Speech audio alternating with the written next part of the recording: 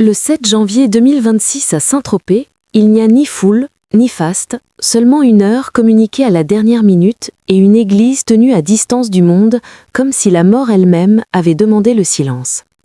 Devant Notre-Dame de l'Assomption, la France comprend immédiatement que Brigitte Bardot ne partira pas comme une légende officielle, mais comme elle a choisi de vivre ces dernières années, loin du bruit, loin des projecteurs, loin des récits qu'on impose.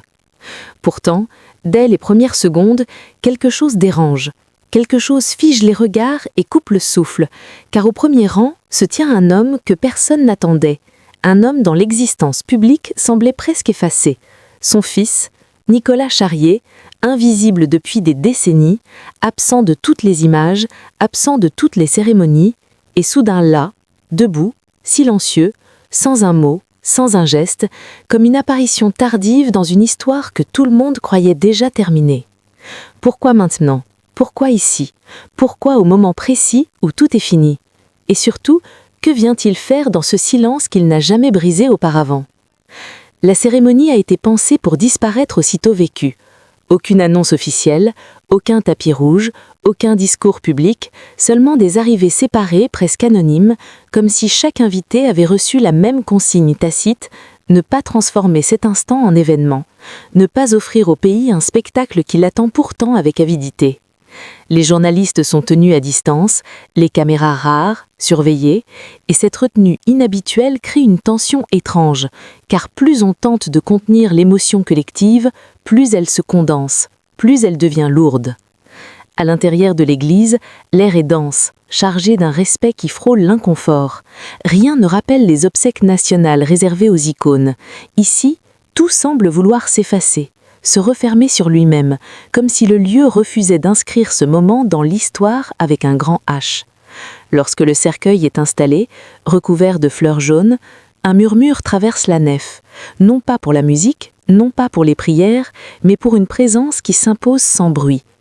Au premier rang, un homme s'est assis sans attirer l'attention, cheveux grisonnants, visage fermé, posture droite, et pendant quelques secondes, beaucoup ne comprennent pas ce qu'ils voient.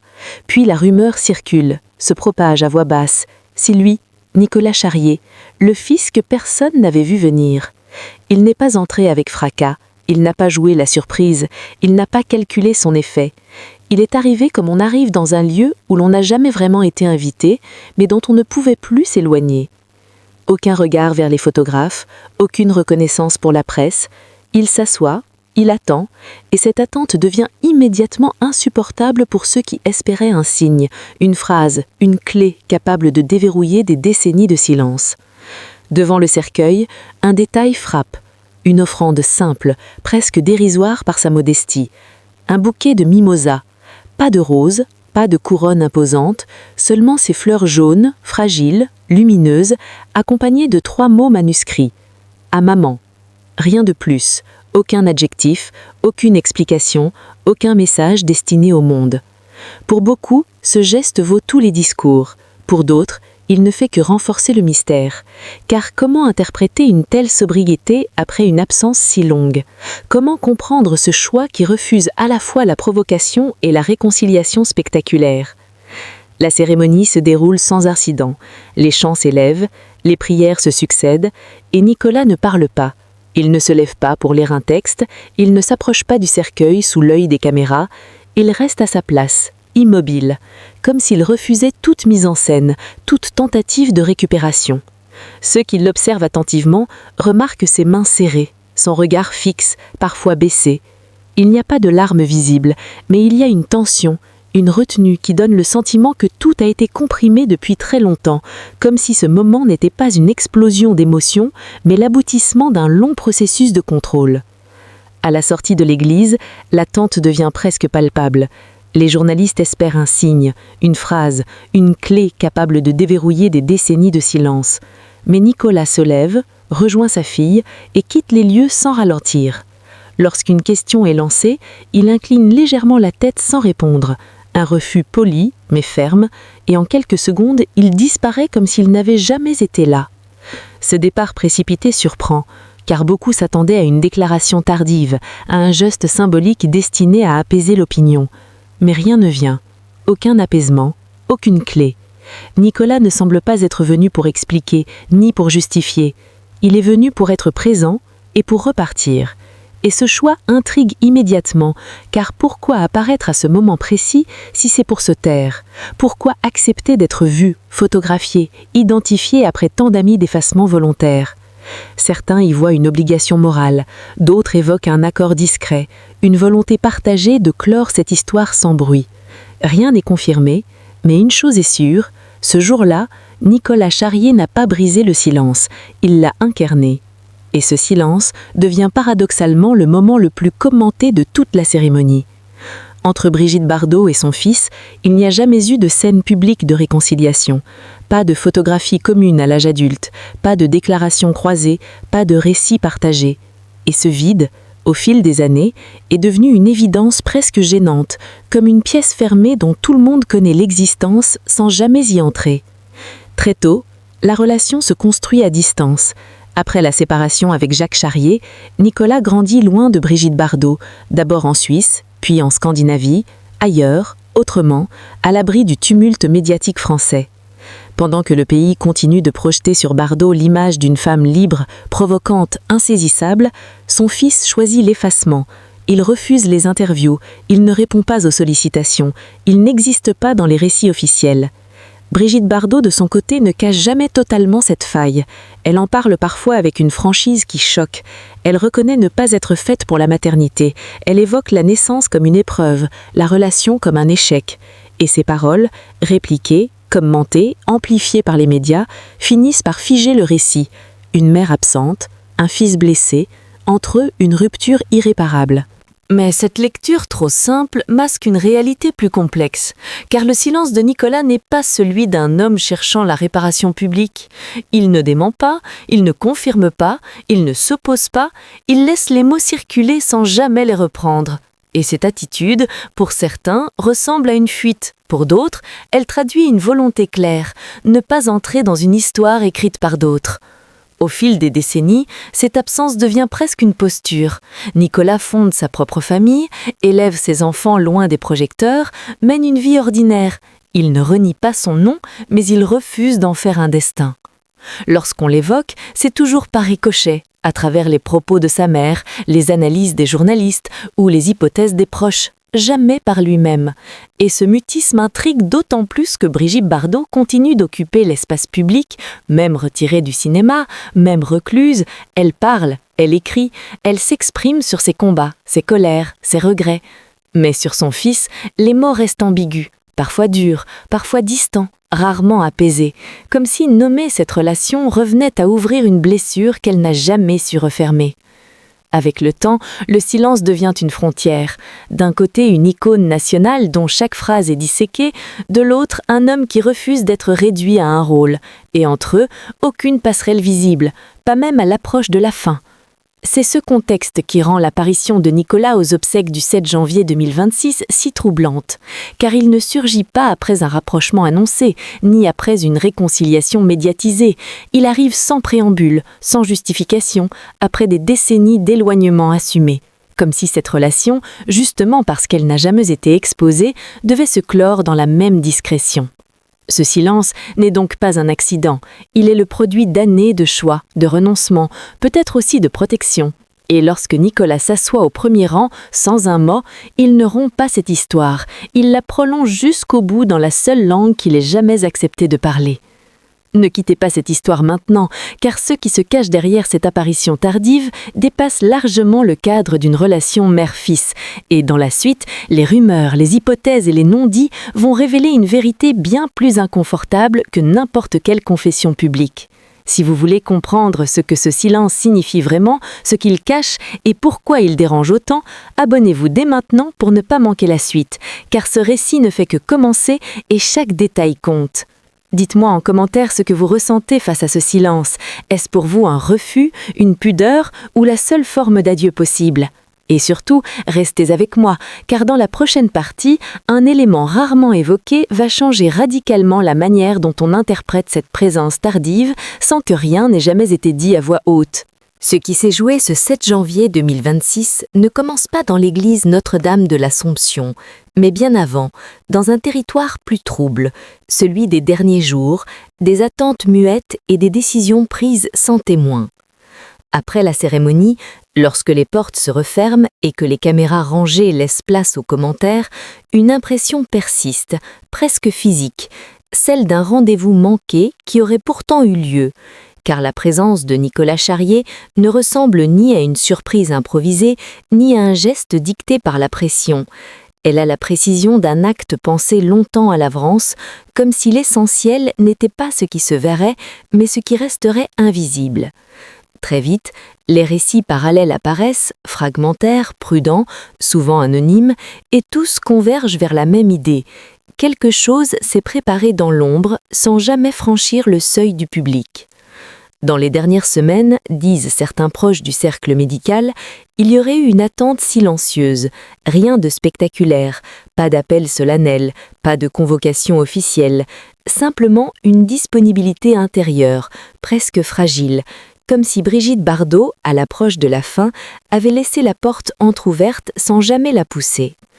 Une phrase aurait été prononcée à voix basse, sans date précise, sans témoin direct, un souhait plus qu'une demande, et c'est précisément cette absence de preuve qui rend la rumeur tenace, car elle s'accorde avec une intuition profonde, celle que même les figures les plus indomptables, les plus radicales dans leur choix, redeviennent humaines au moment où le temps se resserre. Rien n'a été confirmé, rien n'a été démenti, et dans ce vide, l'imaginaire collectif s'engouffre, cherchant à combler ce que le silence refuse de livrer. D'autres parlent de lettres, d'une correspondance discrète, épisodique, loin des médias, des mots écrits puis laissés sans réponse, des tentatives qui n'auraient jamais trouvé leur rythme. Là encore, aucune preuve, aucun document rendu public, seulement des confidences indirectes, rapportées à demi-mot, comme si même ceux qui les évoquent craignaient de trahir quelque chose. Vrai ou faux, ces récits nourrissent la même hypothèse.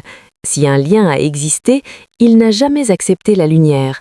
Il est resté confiné dans un espace que Nicolas Charrier n'a jamais voulu livrer au récit collectif.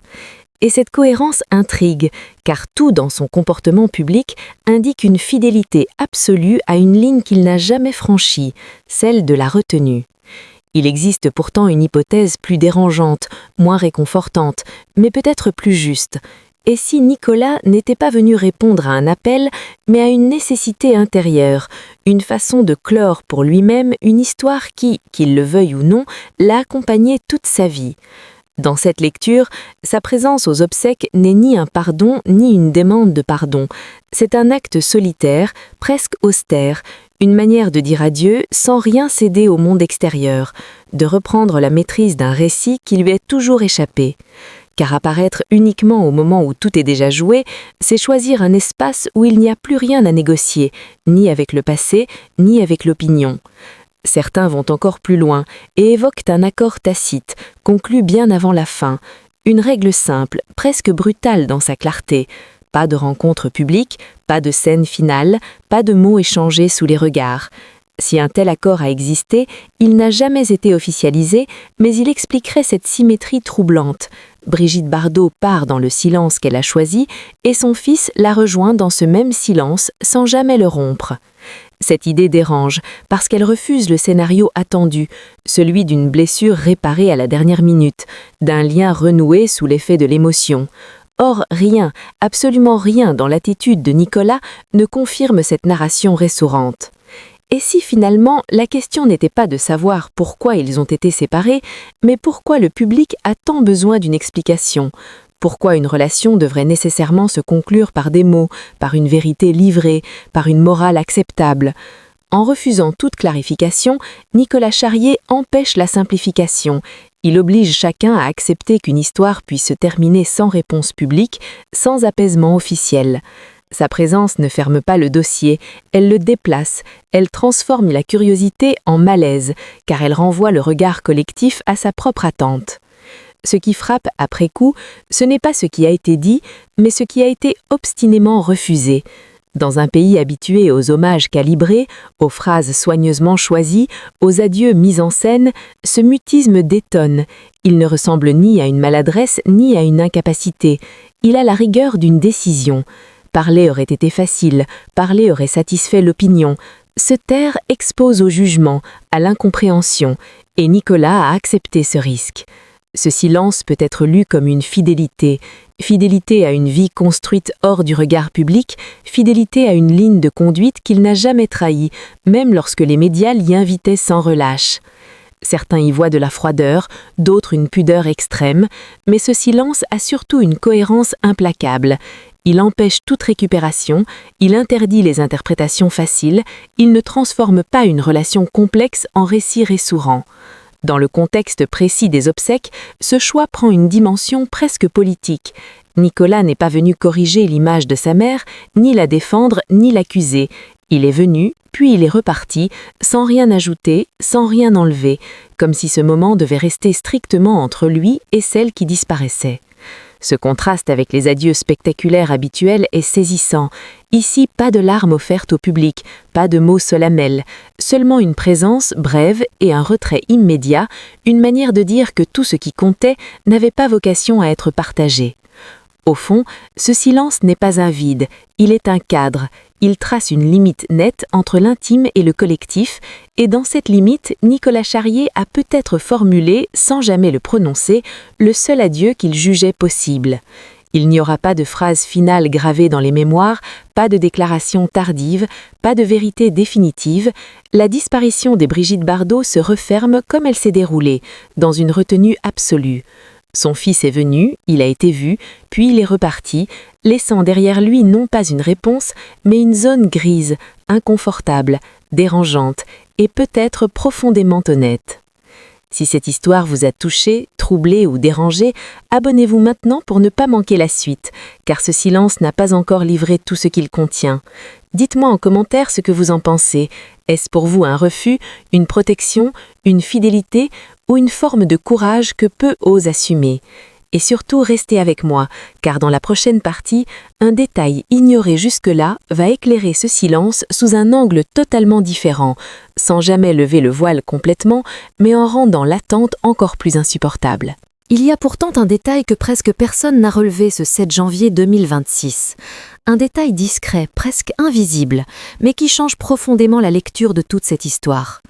Lorsque Nicolas Charrier quitte l'église Notre-Dame de l'Assomption, il ne se retourne pas une seule fois. Pas vers les caméras, pas vers le cercueil, pas vers la nef encore pleine de murmures. Ce geste manquant, cette absence de regard en arrière, dit peut-être plus que n'importe quelle déclaration, car se retourner aurait signifié appartenir encore à la scène, accepter le rituel collectif, prolonger le moment. En avançant droit devant lui, Nicolas semble affirmer une chose simple et dérangeante à la fois. L'adieu a déjà eu lieu, mais il ne s'est pas produit là où tout le monde l'attendait.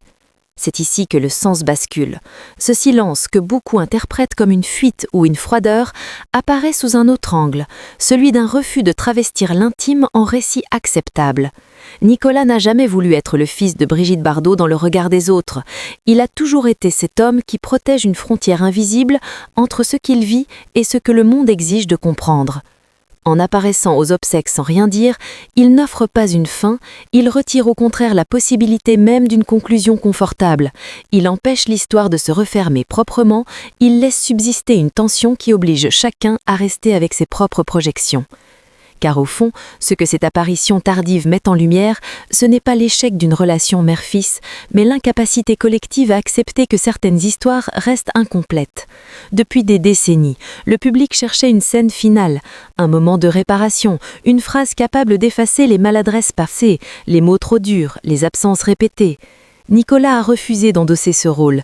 Il a refusé d'être l'outil d'un apaisement qui ne lui appartenait pas. Et ce refus est peut-être l'acte le plus cohérent de toute sa vie publique, ou plutôt de toute son absence publique. Il est tentant d'imaginer qu'un échange secret a eu lieu, qu'un regard, une lettre ou une phrase murmurée a scellé une forme de paix invisible. Peut-être est-ce vrai, peut-être pas. Mais ce qui compte, c'est que Nicolas n'a jamais voulu que cette éventuelle paix devienne un spectacle. En ce sens, sa présence aux obsèques n'est pas un geste de réconciliation, mais un geste de limite. Il vient marquer un territoire, celui où le public n'entre pas, celui où les récits s'arrêtent. Il rappelle brutalement que tout ne nous appartient pas même les histoires que l'on croit connaître parce qu'elles concernent des figures célèbres. Brigitte Bardot, toute sa vie, a lutté contre les cages, contre les rôles imposés, contre les attentes d'une société avide de symboles. Elle a souvent parlé trop fort, trop cru, trop frontalement. Son fils, lui, a choisi l'exact opposé, l'effacement, la retenue, le silence. Et c'est peut-être là que se cache la vérité la plus dérangeante. Ils se ressemblent plus qu'on ne l'imagine. Tous deux ont refusé qu'on parle à leur place. Tous deux ont payé ce refus par l'incompréhension.